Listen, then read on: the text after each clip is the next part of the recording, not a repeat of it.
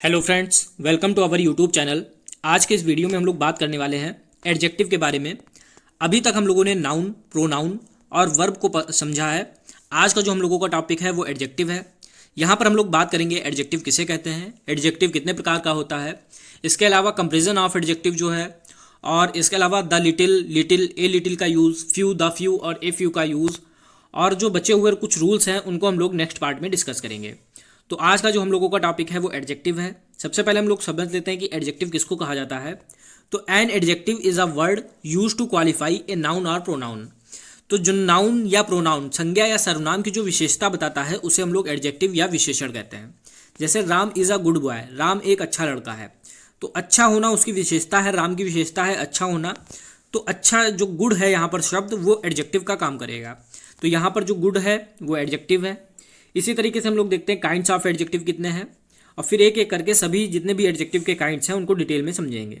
तो सबसे पहला जो प्रकार है वो एडजेक्टिव ऑफ क्वालिटी है, जिसे हम लोग हिंदी में गुणवाचक विशेषण कहते हैं। नेक्स्ट है प्रॉपर एडजेक्टिव, व्यक्तिवाचक विशेषण। अगला जो है एडजेक्टिव ऑफ क्वांटिटी, जिसे परिमाणवाचक विशेषण कहा जाता है। एडजेक्टिव ऑफ नंबर, संख्यावाचक विशेषण। डेमोन्स्ट्रेटिव एडजेक्टिव, संकेतवाचक विशेषण। डिस्ट्रीब्यूटिव एडजेक्टिव, विभाग सूचक। इंट्रोगेटिव एडजेक्टिव, प्रश्नवाचक। अपोजिटिव एडजेक्टिव, संबंधवाचक। तो ये एडजेक्टिव के जो काइंड हैं वो हैं आप लोगों के। अब हम लोग जो है एक एक एडजेक्टिव को डिटेल में देखते हैं। एडजेक्टिव ऑफ क्वालिटी, वह एडजेक्टिव जो नाउन का गुण या दोष या रंग रूप प्रकट करता है उसे एडजेक्टिव ऑफ क्वालिटी कहते हैं। तो जो शब्द संज्ञा का जो गुण है या दोष है या उसका रंग है, इन सब चीज़ों को बताता है, उसे हम लोग एडजेक्टिव ऑफ क्वालिटी या फिर हम लोग कह सकते हैं कि गुणवाचक विशेषण कहते हैं। जैसे एन ऑनेस्ट मैन, तो मैन की जो विशेषता है उसकी ईमानदारी है।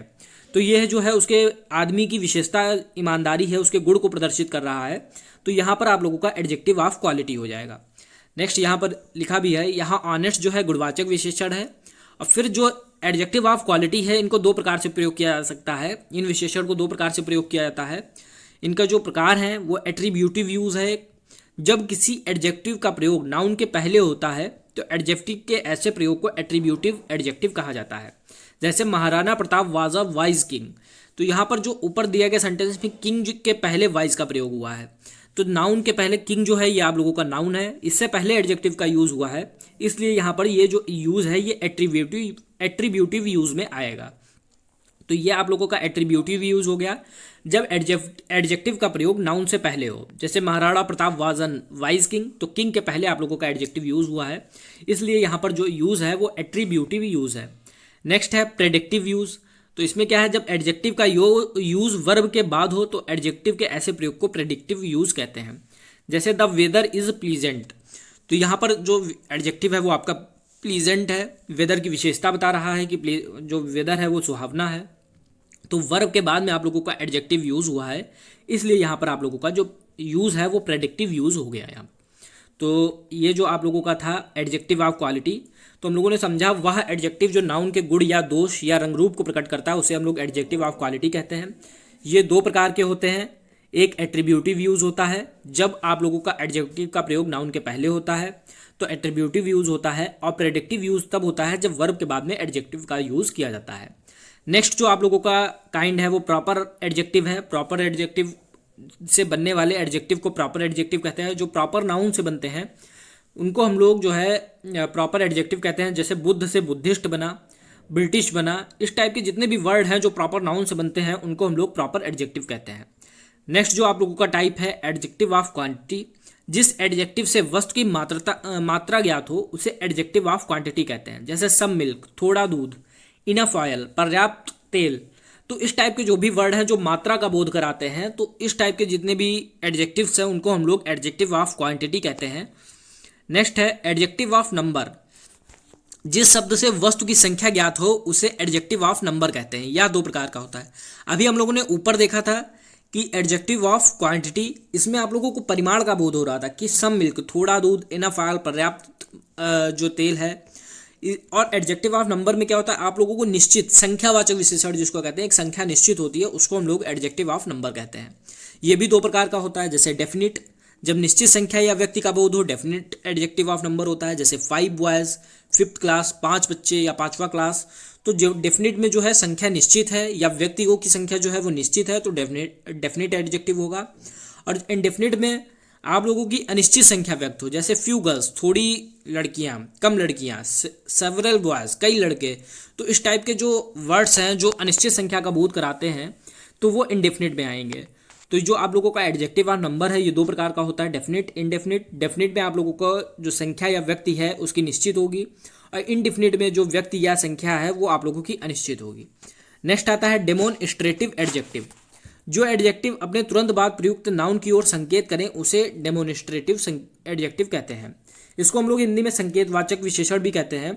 तो जो एडजेक्टिव अपने तुरंत बाद जो नाउन आ रहा है उसकी ओर संकेत करें, जैसे दिस बॉय, दैट ग्रुप, इस टाइप के जो भी वर्ड हैं वो आप लोगों को डेमोन्स्ट्रेटिव एडजेक्टिव में आते हैं। यहाँ पे लिखा है यदि दिस, दैट, दीज, दोस के तुरंत बाद नाउन है तो ये शब्द डेमोन्स्ट्रेटिव एडजेक्टिव होंगे। इनके तुरंत बाद वर्ब है तो ये शब्द डेमोन्स्ट्रेटिव प्रोनाउन होंगे। जैसे हम लोगों ने प्रोनाउन में पढ़ा था डेमोन्स्ट्रेटिव प्रोनाउन, तो अगर इन शब्द के बाद में वर्ब आ रहा है तो ये आप लोगों के प्रोनाउन में यूज होंगे। अगर इन शब्दों के बाद नाउन आ रहा है तो आप लोगों का जो है एडजेक्टिव में यूज होंगे। एग्जाम्पल में हम लोग देख लेते हैं। डेमोन्स्ट्रेटिव एडजेक्टिव जो है this girl is a good, तो दिस के बाद में आप लोगों का नाउन यूज हुआ तो ये आप लोगों का डेमोन्स्ट्रेटिव एडजेक्टिव हो गया। दीज शर्ट्स आर ब्लैक, तो दीज के बाद में आप लोगों का शर्ट्स यूज हुआ, नाउन या प्रोनाउन यूज होगा तो आप लोगों का डेमोन्स्ट्रेटिव एडजेक्टिव हो जाएगा। तो ये आप लोगों के एडजेक्टिव के उदाहरण हो गए। अब हम लोग बात कर लेते हैं demonstrative pronoun. This is a good girl, तो दिस के बाद में वर्ब आ गया। दीज आर वाइट शर्ट, तो दीज के बाद में वर्ब आ गया। तो ये जो दिस और दीज हो गया यहाँ पर, ये प्रोनाउन का काम करेंगे। तो इन दोनों में आप लोग डिफरेंस देख पा रहे होंगे कि जब डेमोन्स्ट्रेटिव एडजेक्टिव है तो दिस या दीज के बाद में आप लोगों का नाउन या प्रोनाउन आएगा, और प्रोनाउन में आप लोगों का दिस के बाद में आप लोगों की वर्ब या दीज के बाद में आप लोगों का जब वर्ब आएगा तो ये डेमोन्स्ट्रेटिव प्रोनाउन का काम करेंगे। नेक्स्ट जो हम लोगों का काइंड है वो डिस्ट्रीब्यूटिव एडजेक्टिव है। जो एडजेक्टिव किसी वर्ग की प्रत्येक वस्तु या व्यक्ति को संबोधित करें उसे डिस्ट्रीब्यूटिव एडजेक्टिव कहते हैं। जैसे कोई भी आप लोगों का जो भी पूरा वर्ग है उस या पूरा जो वर्ग के व्यक्ति हैं या पूरे वर्ग के जो वस्तु है उन सबको संबोधित करें तो उसे हम लोग डिस्ट्रीब्यूटिव एडजेक्टिव कहते हैं। जैसे ईच कैंडिडेट इज ऑनेस्ट, प्रत्येक व्यक्ति जो है वो ऑनेस्ट है, each candidate is honest. Every boy is present today, प्रत्येक व्यक्ति आज जो है प्रेजेंट है। तो इस टाइप के जो पूरे वर्ग को संबोधित करें उसे हम लोग डिस्ट्रीब्यूटिव एडजेक्टिव कहते हैं। यहाँ पर भी हम लोग देख सकते हैं ईच, एवरी, आइदर, नाइदर के तुरंत बाद यदि नाउन है तो ये शब्द डिस्ट्रीब्यूटिव एडजेक्टिव होंगे। यदि इनके बाद में कोई अन्य शब्द है तो डिस्ट्रीब्यूटिव प्रोनाउन होंगे। जैसे अभी हम लोगों ने ऊपर देखा था उसी तरीके से यहाँ भी है कि जैसे ईच के बाद में अगर नाउन आ गया, each boy took the rest, तो आप लोगों का ये डिस्ट्रीब्यूटिव एडजेक्टिव हो गया। अगर ईच के बाद में कोई अन्य शब्द आ गया, ईच, एवरी, आइदर, नाइदर के बाद कोई भी अन्य शब्द आ गया जैसे ईच ऑफ द बॉयज़, तो ये आप लोगों का डिस्ट्रीब्यूटिव प्रोनाउन हो गया। तो इन दोनों में आप लोगों को अंतर समझ के रखना होगा कहाँ पर डिस्ट्रीब्यूटिव एडजेक्टिव होगा और कहाँ पर डिस्ट्रीब्यूटिव प्रोनाउन होगा। इसी तरीके से नेक्स्ट जो है इंट्रोगेटिव एडजेक्टिव है। जो एडजेक्टिव प्रश्न पूछने का कार्य करे उसे इंट्रोगेटिव एडजेक्टिव कहते हैं। जैसे विच रूम इज हर्स, उसका कौन सा रूम है। तो इस टाइप के जो भी क्वेश्चन पूछते हैं उनको हम लोग इंट्रोगेटिव एडजेक्टिव कहते हैं। इसमें भी हम लोग समझ लेते हैं व्हाट, विच, वूज के तुरंत बाद यदि नाउन है तो ये शब्द इंट्रोगेटिव एडजेक्टिव होंगे। यदि तुरंत बाद वर्ब है तो इंट्रोगेटिव प्रोनाउन होंगे। तो यहाँ पे हम लोग देख लेते हैं इंट्रोगेटिव एडजेक्टिव जो है what colour is your bag, तो इनके बाद में अगर तुरंत नाउन आ रहा है, व्हाट के बाद में कलर आया नाउन, तो ये आप लोगों का इंट्रोगेटिव एडजेक्टिव का काम करेंगे। और यहाँ व्हाट डिड यू डू, और इनके बाद में अगर व्हाट के बाद में यहाँ पे वर्ब आ गया तो ये इंट्रोगेटिव प्रोनाउन हो जाएगा। तो इसको आपको समझ के रखना है कि जब भी व्हाट, विच, हुज के तुरंत बाद में अगर नाउन आएगा तो ये आप लोगों का इंट्रोगेटिव एडजेक्टिव होगा। अगर इनके तुरंत बाद में वर्ब आएगा तो ये आप लोगों का इंट्रोगेटिव प्रोनाउन होगा। नेक्स्ट जो है पॉजेसिव एडजेक्टिव। तो पॉजेसिव एडजेक्टिव, जो एडजेक्टिव किसी व्यक्ति या वस्तु से संबंध बताते हैं उसे पॉजेसिव एडजेक्टिव कहते हैं। जैसे माई बुक, आवर क्लास, जो भी संबंध को दर्शाते हैं उनको हम लोग पॉजेसिव एडजेक्टिव कहते हैं। नेक्स्ट है कंपैरिजन ऑफ एडजेक्टिव। एडजेक्टिव का प्रयोग 3 डिग्रीज में किया जाता है, पॉजिटिव, कंपैरेटिव और सुपरलेटिव। तो पॉजिटिव में क्या है, जब किसी व्यक्ति, वस्तु, समूह आदि की विशेषता का वर्णन करना हो तो पॉजिटिव डिग्री का प्रयोग किया जाता है। जैसे he is a good boy, तो ये पॉजिटिव डिग्री में यहाँ पर गुड का यूज़ किया गया है। तो ये जो है he is a good boy, वह एक अच्छा लड़का है, तो यहाँ पर व्यक्ति की जो है विशेषता का वर्णन किया जा रहा है तो ये जो है आप लोगों का पॉजिटिव डिग्री हो गया। नेक्स्ट है जब एक की तुलना दूसरे से की जाए तो कंपैरेटिव डिग्री का प्रयोग किया जाता है। कंपैरेटिव डिग्री याद रखना है हमेशा दो लोगों के बीच में, आप लोगों की जब दो के बीच में तुलना की जाएगी, दो व्यक्ति के बीच में, दो वस्तुओं के बीच में जब भी तुलना की जाएगी तो कंपैरेटिव डिग्री का प्रयोग किया जाएगा। जैसे he is better than you, वह तुमसे अच्छा है, तो यहाँ पे गुड की सेकेंड फॉर्म आ गई बेटर, तो यहाँ पे जो सेकेंड फॉर्म आएगी कंपैरेटिव डिग्री में, और हमेशा दो लोगों के बीच में तुलना की जाएगी। नेक्स्ट है सुपरलेटिव डिग्री। सुपरलेटिव डिग्री का प्रयोग जो है सभी, जब बहुत सी चीज़ें हैं उसमें किसी एक का चुनाव किया जाए या बहुत से व्यक्ति हैं उसमें से एक का चुनाव किया जाए तो वहाँ पर सुपरलेटिव डिग्री का प्रयोग किया जाता है। जैसे he is the best student of my class, वह जो है मेरी क्लास का सबसे अच्छा स्टूडेंट है, तो यहाँ पे थर्ड फॉर्म आएगी आप लोगों की, गुड की थर्ड फॉर्म बेस्ट का यूज़ हो गया और सभी में से किसी एक का चुनाव किया गया, तो ये सुपरलेटिव डिग्री हो गया। तो तीन प्रकार की डिग्री होती है। पॉजिटिव जो जब किसी भी व्यक्ति या वस्तु की विशेषता बताए, कंपैरेटिव जब दो के बीच में तुलना की जाए और सेकेंड फॉर्म आएगी, और सुपरलेटिव जब बहुत में से किसी एक का चुनाव किया जाए तो वहाँ पर सुपरलेटिव डिग्री का प्रयोग किया जाएगा।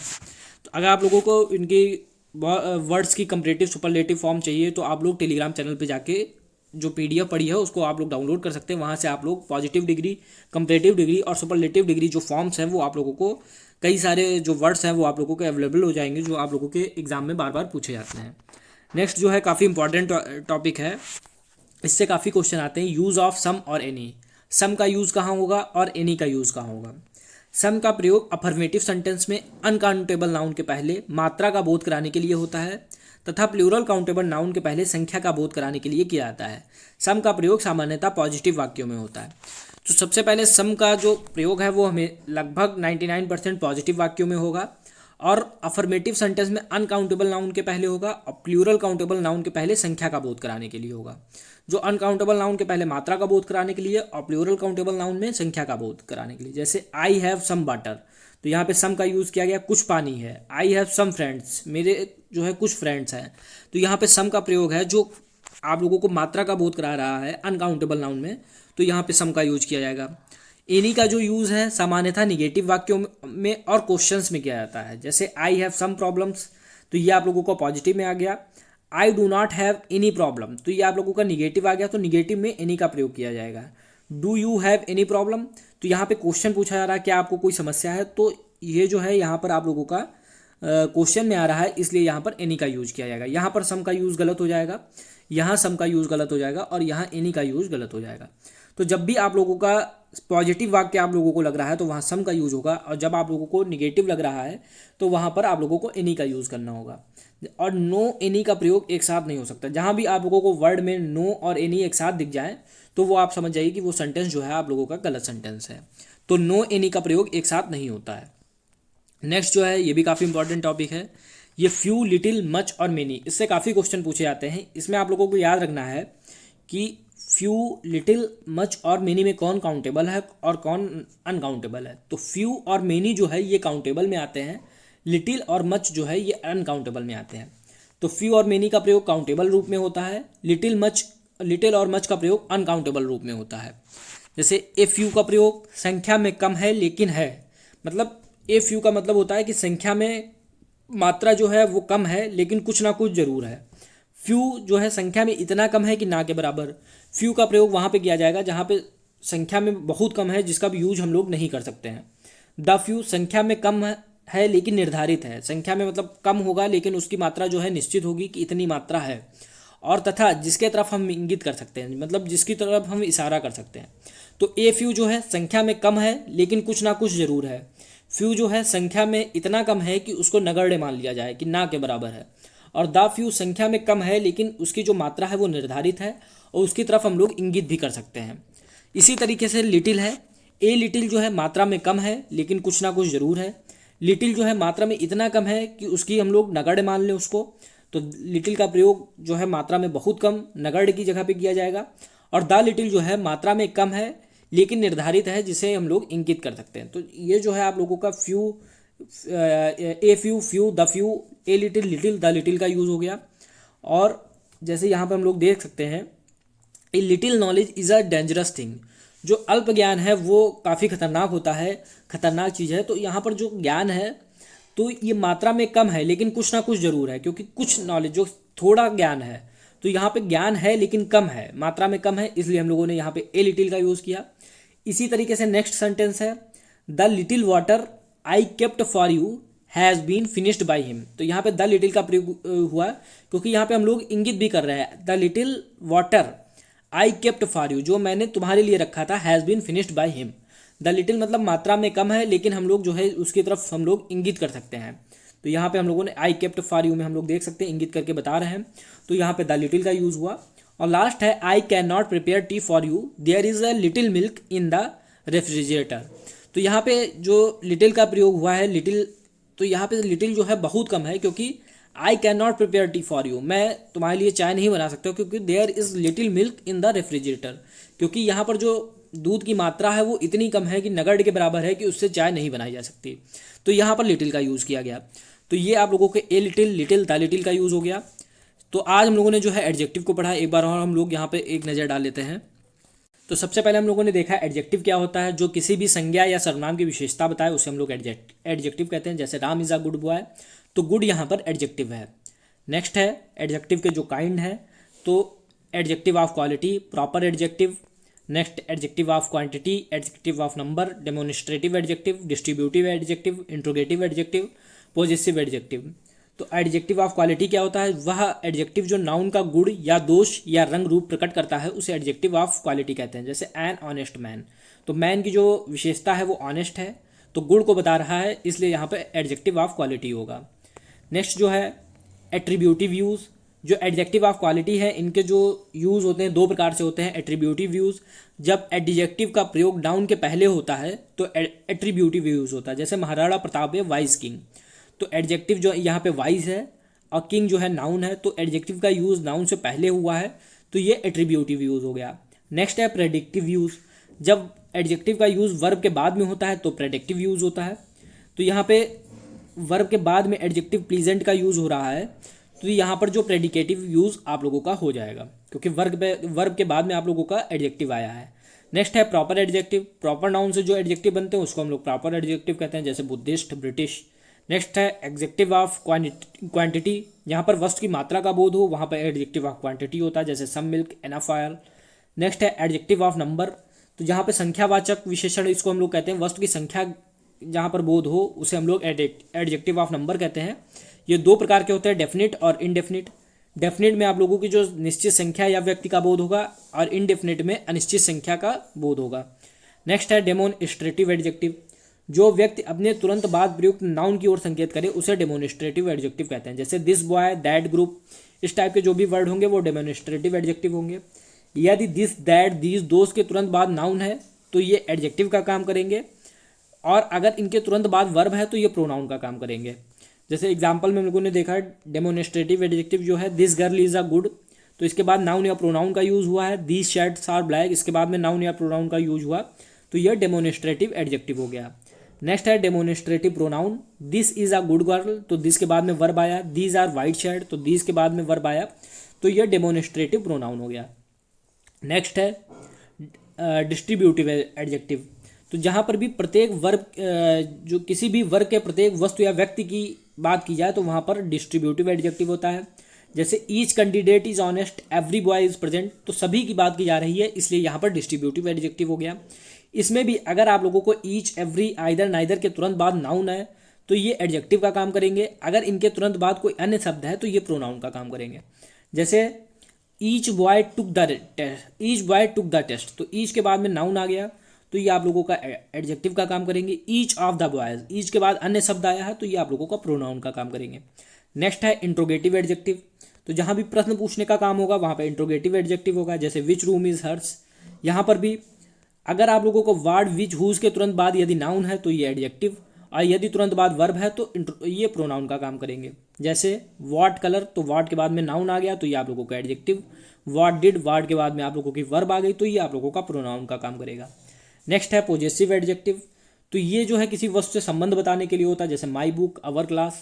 नेक्स्ट है कंपेरिजन ऑफ एडजेक्टिव, तो एडजेक्टिव का प्रयोग जो है 3 डिग्री में किया जाता है। पॉजिटिव डिग्री में किसी व्यक्ति, वस्तु या समूह की विशेषता बताई जाती है। जैसे he is a good boy, तो यहाँ पे लड़के की विशेषता बताई जा रही है गुड की।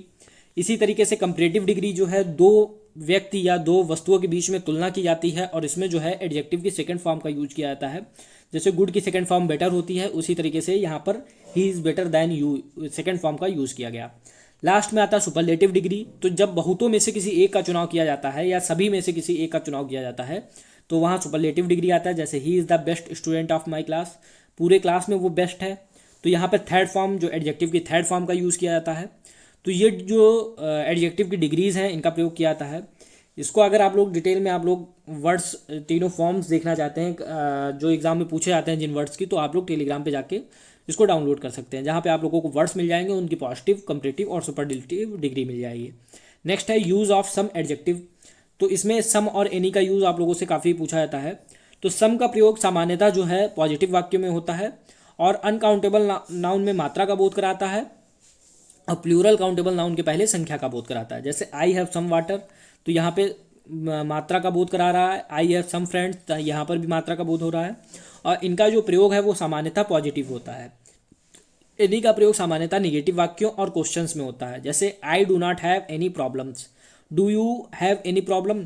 तो यहाँ पर आप लोग देख सकते हैं, यहाँ पर निगेटिव सेंटेंस में एनी का यूज हुआ और यहाँ पर क्वेश्चंस में एनी का यूज हुआ। तो एनी का प्रयोग निगेटिव वाक्यों में या क्वेश्चंस में होता है और सम का प्रयोग जो है वो पॉजिटिव वाक्यों में होता है। और नो एनी का प्रयोग एक साथ कभी भी नहीं किया जाता है। जहाँ भी आप लोगों को नो एनी वर्ड मिल जाएगा तो एक साथ में, तो वो सेंटेंस जो है आपका गलत हो जाएगा। नेक्स्ट है use of few, little, much and many. तो फ्यू और मेनी का प्रयोग जो है काउंटेबल नाउन में होता है। लिटिल और मच का प्रयोग अनकाउंटेबल रूप में होता है। ए फ्यू संख्या में कम है लेकिन है। ए फ्यू का मतलब है कि संख्या में कम है लेकिन कुछ ना कुछ जरूर है। फ्यू जो है संख्या में इतना कम है कि ना के बराबर। फ्यू का यूज वहाँ पे किया जाएगा जो संख्या में कम है और नगण्य है, जिसको इतना कम मान लिया जाए कि नगण्य मान लिया जाए।